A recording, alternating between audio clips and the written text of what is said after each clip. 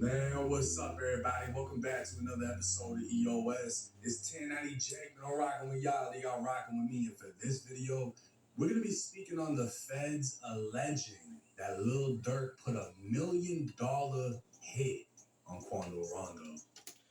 Yeah, so for anyone who doesn't know, Lil Durk is or was a close friend of King Von. King Von was from Chicago. Now, you don't have to crash to get cash. And if you've heard about people making money off their phones, it's most. Now, Remo would post to Instagram, the feds reportedly claimed Lil Durk put $1 million bounty on Quando Rondo's head, and it would come with some.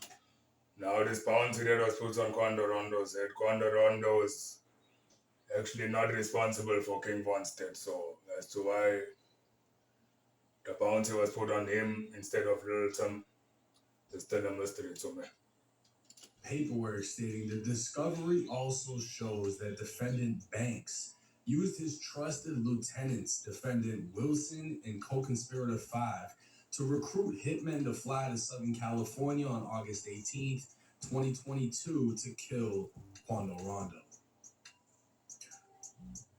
Consistent with defendant Banks' promise to reward co-conspirators, defendant Wilson solicited hitmen by promising to pay a $1 million reward on behalf of defendant Banks in exchange for flying to LA to commit the murder. Something I can't see what it says because I got Jaleese. It says she reposted it. The government has also disclosed a list of defendant Banks and OTF's music videos in which defendant Wilson, Houston, and the rest is cut off, right? And we can jump into the comments section. Jaleese is saying free Quando.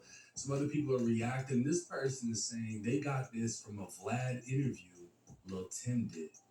Now, before we get into that interview, this is the federal website Pacer where you can look up Fed cases, right? And this is the actual motion filed by the government in which this paperwork is in.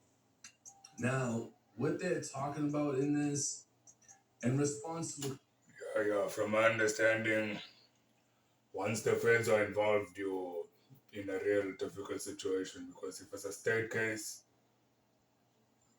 you can still get off the case. But once the feds are involved, most of the time before they even take the case, they've got enough evidence to sentence you.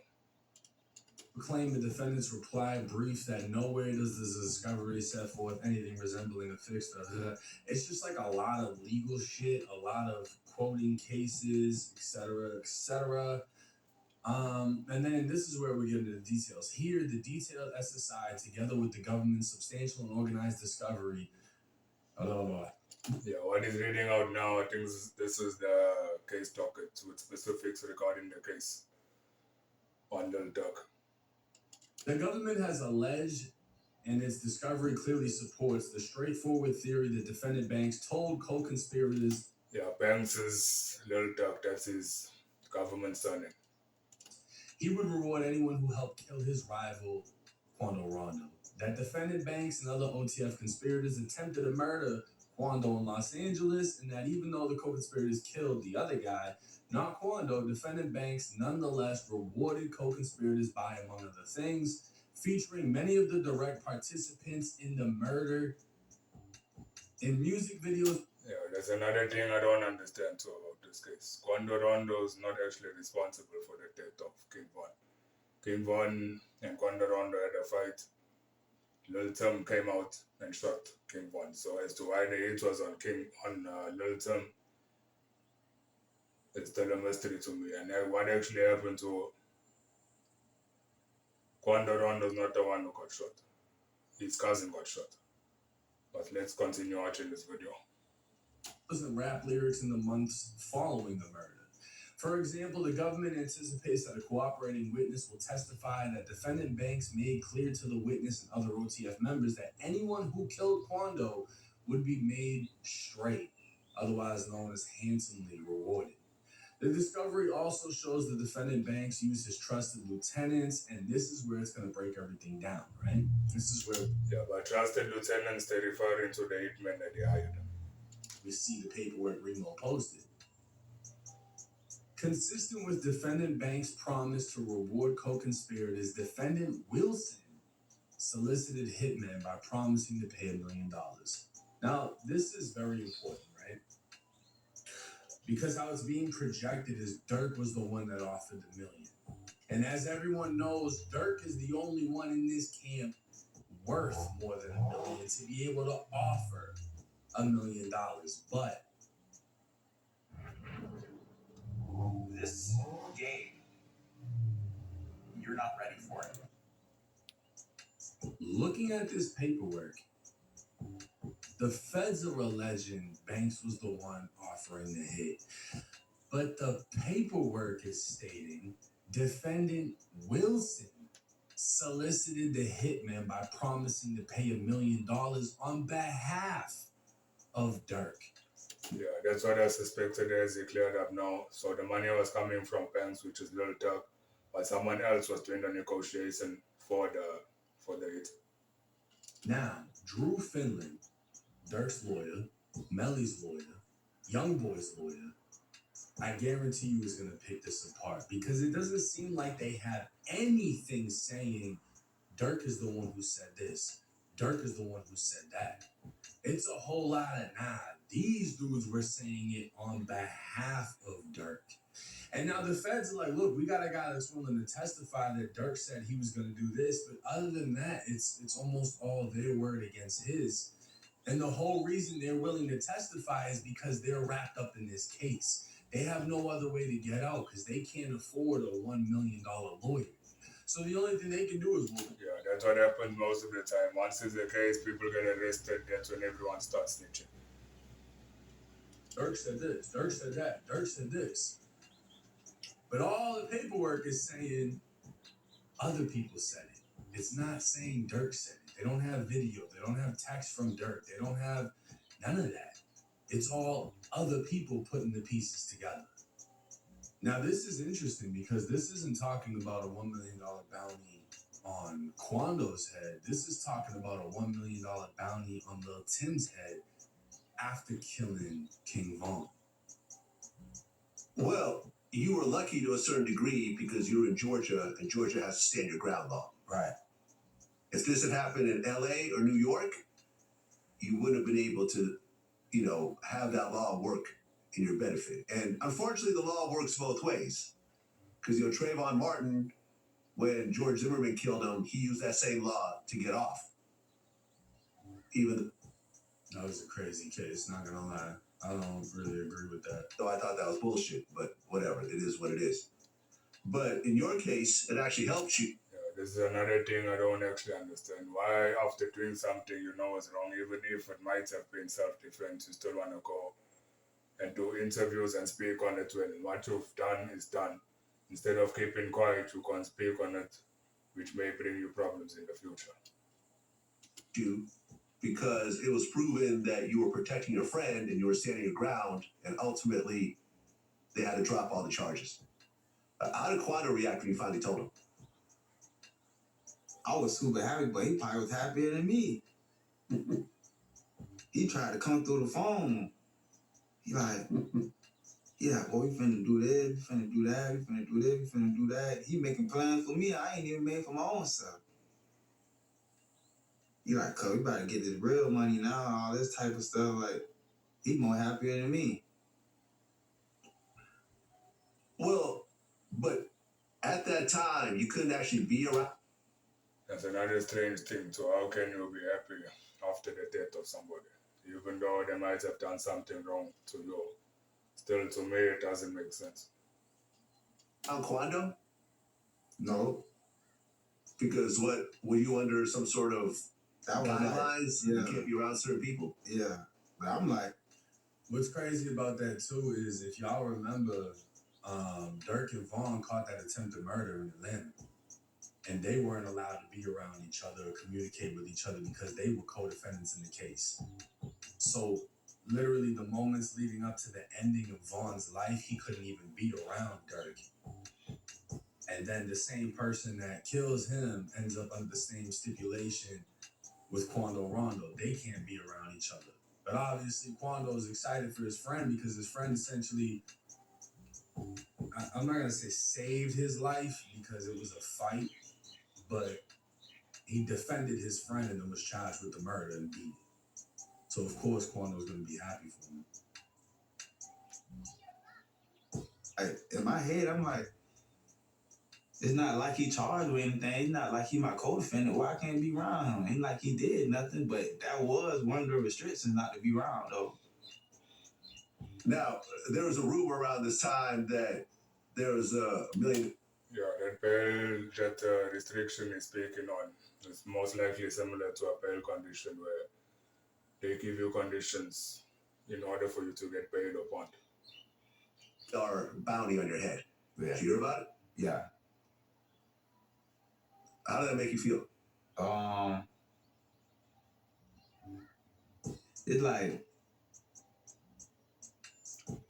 Yeah, there's another thing they do. Once they hear there's a bounty on their head, meaning there's a hit on them, they continue to pretend like they're invincible.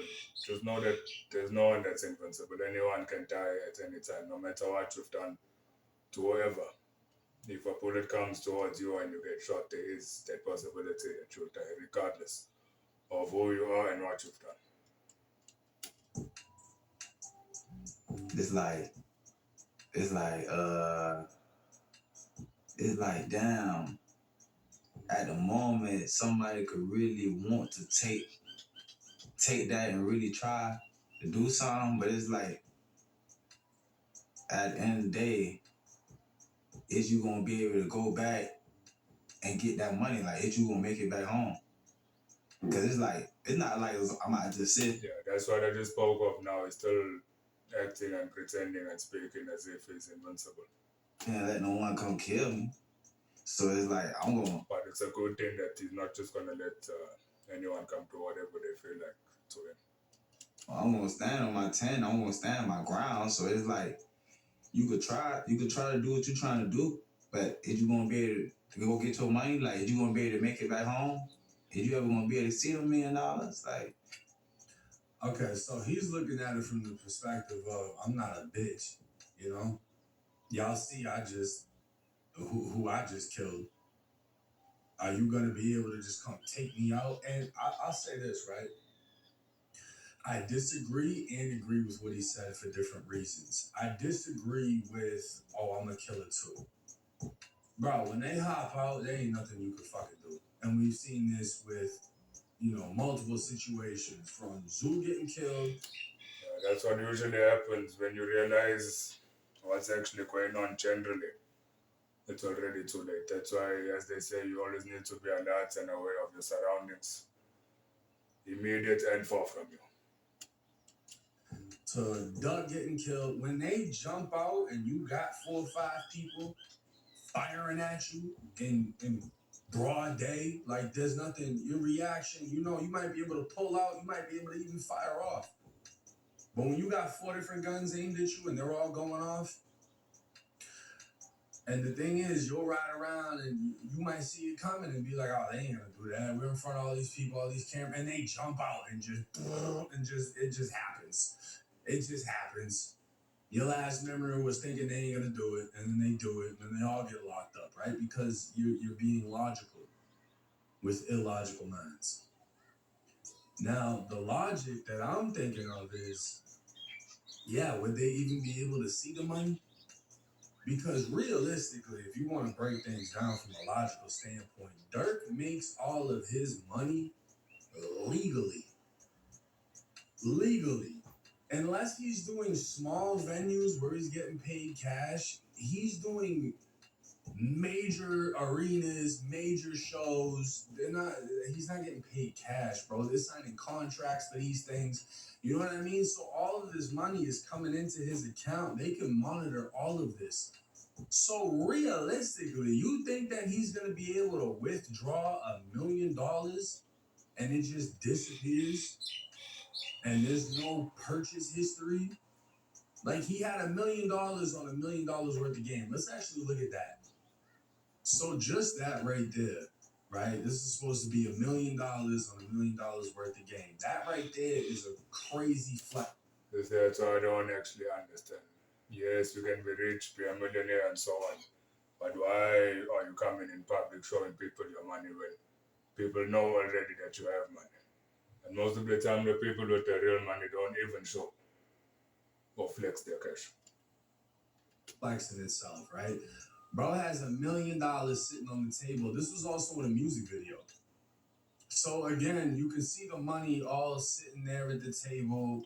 Everybody. When this flexing of cash, that's another thing, way of self-snitching, showing things that you shouldn't even be showing to the public.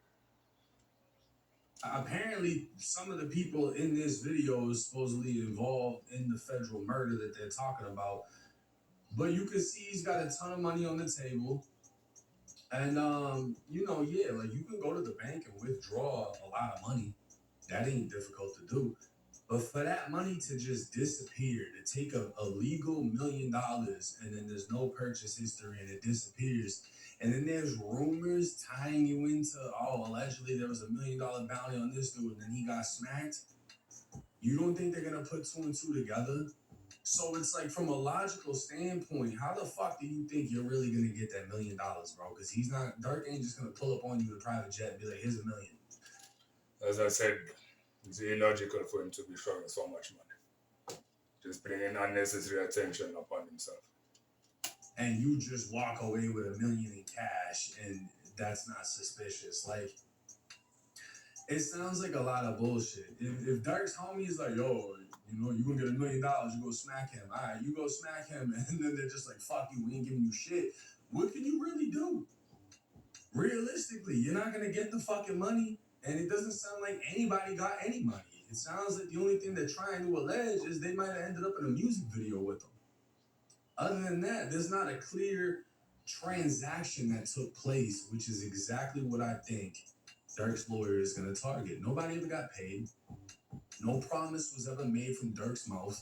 And we can't control the hearsay that comes out of other people's mouths. We can't control that he said somebody would get promised for something. That's him. That's not Durk. He didn't speak on behalf of Durk. He spoke on behalf of himself. And I think that is the angle Durk's lawyer is going to take. But there's one more thing I want to look up before I end this video. Okay, after doing my Googles, it would appear John Wick had a bounty from $2 million to $14 million to 20-something million.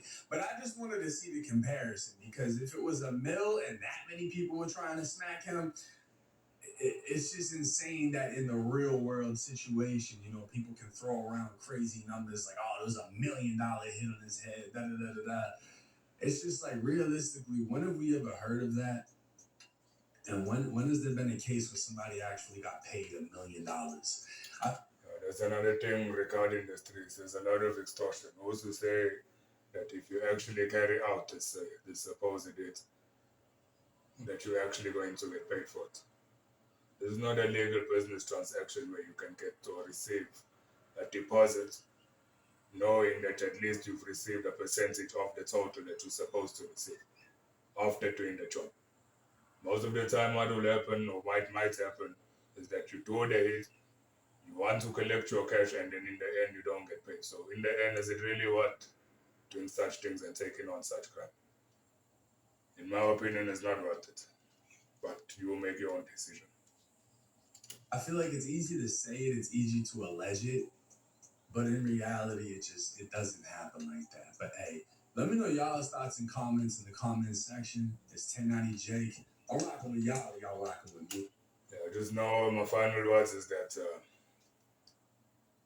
whatever negative you do in life generally will come back to you. So you can go around killing as many people and doing as much wrong as you want to, but know that the phrase karmic cycle is a real thing. So whatever you do in this life, the energy you give out is the energy and consequence that will come back to you. Till next time.